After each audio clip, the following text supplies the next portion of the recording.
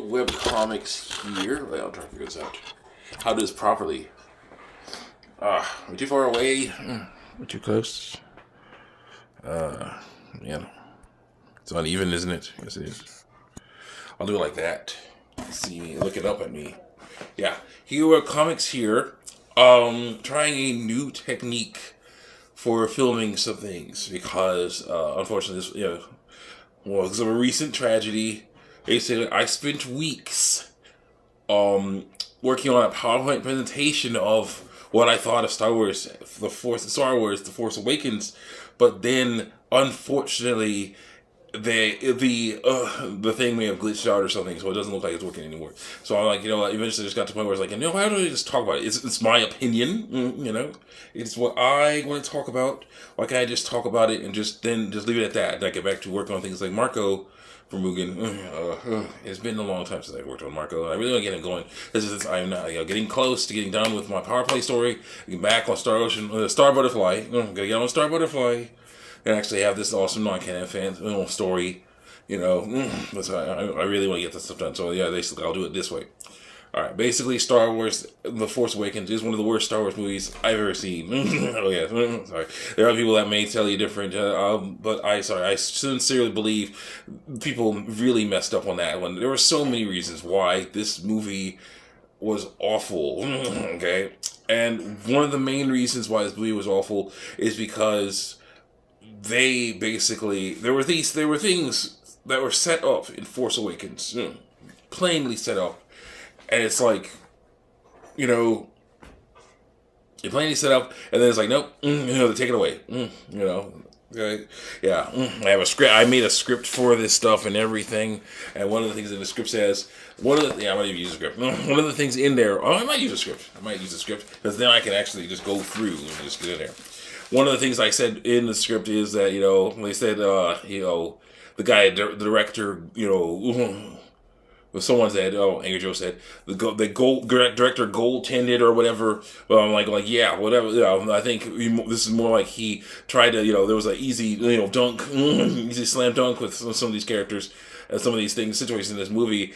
And the guy bounced the ball off of the backboard into his own face. Because I'm like, this is so easy. It's so easy to set that up. There were things that were not set up. Okay, not really. And they were amazing and important. And I'm like, hey, this could be amazing and important. And, you can do this. It's really super cool. But, they totally messed up with that. Okay, let's just read through and see what it says. Okay, let's see. Star Wars Last Jedi, the best and the worst. Okay, Hero Comics here doing a second take on the video. Well, probably third or fourth take now.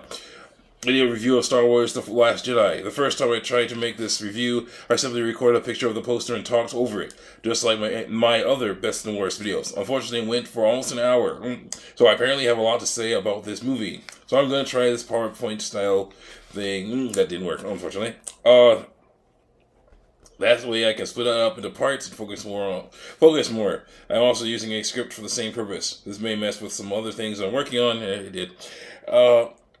But the sooner I start, the sooner I'll finish. So let's get started. First, I want to say that this is going to be a spoiler-filled review. There are so many things in this movie that I want to talk about, and I can't go into details without spoiling things. So if you don't want any spoilers, then stop watching now. That's the only fact it is. For everyone else, let's start with the things I liked in the movie. I liked how everything looked. The planets, the battles, the sets, it all looks amazing. It does. The CG is also good when it's used for things I liked. I liked seeing Rey and Luke together and the silly and serious stuff that they did. And some of the same goes for Kylo, Snoke, and Hux. I like seeing Finn and Rose hanging out together, and I really like seeing Leia and Poe and the Resistance Rebellion at some of the things they did to survive. I was amazed with the way Holdo used the ship going into hyperspace to mess up the Imperial ships.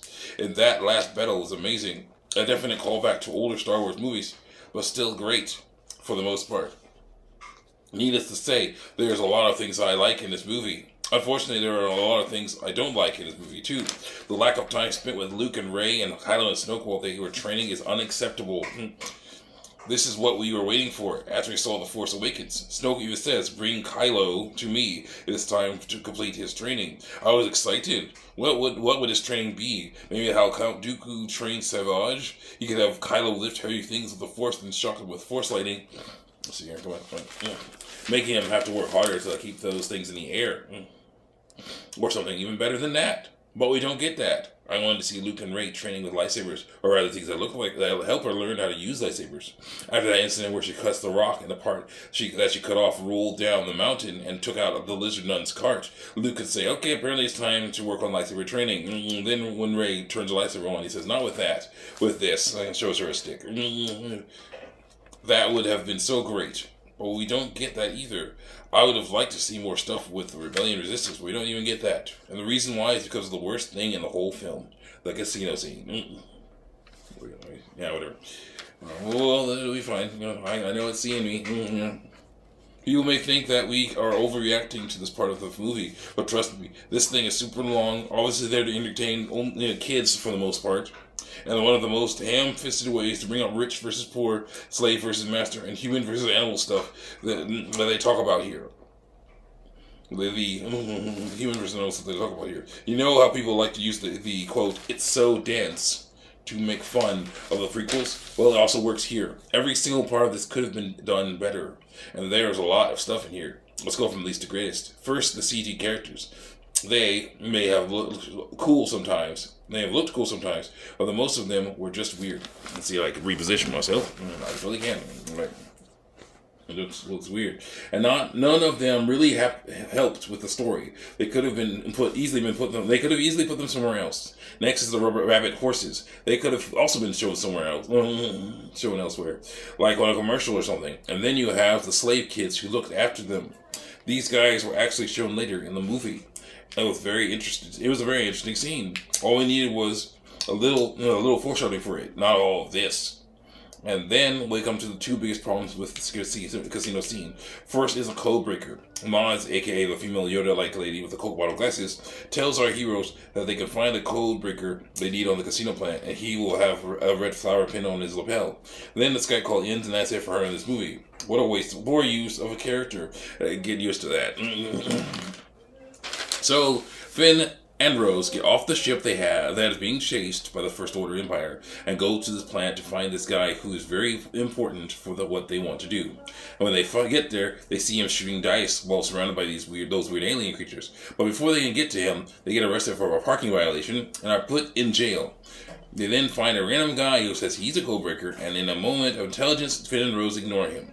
Then, after he picks the lock on his jail cell, they believe him, and after freeing the rabbit horses, they escape on the planet in a ship he stole and sneak their way over to the First Order Empire ship that is tracking the real Rebel Resistance ships in order to knock out the thing that makes that possible. But before they can get to it, the new codebreaker betrays them, and after some political dialogue about both sides being in the business of shooting at people and stuff, and basically being the same, the First Order pays him and lets him go unharmed. Wait, what? Aren't these guys the biggest jerks in the galaxy? Nah, whatever. The point is that he had no point, and after a while I realized something. This whole part of the movie had no point. It did not even need to be there. Think about it. Finn and Rose need to take out the senior censor on their lead ship so that their friends in the Rebel Resistance can get away from the First Order Empire. Finn has some military training, and Rose is an engineer. And like I said before, they were able to get away from the First Order fleet to go to the pointless casino planet. This reminds me of a scene in Pirates of the Caribbean, where Will Turner finds out that the Black Pearl is faster than the Flying Dutchman. He basically says, if we can outrun them, we can fight them. It's the same thing here. If they can get away from them undetected, they could get on board the lead ship undetected. Maz may not have a good part to play in the story, but that's not much different than it was in the actual movie. Then you could just have Finn and Rose fly over to the ship and start messing things up in there. This will keep the plot more focused and give Phasma more to do. Now let's see. I'm gonna see what time it is. How much time we got? Okay. Yeah, we'll come back next time. See you guys next time.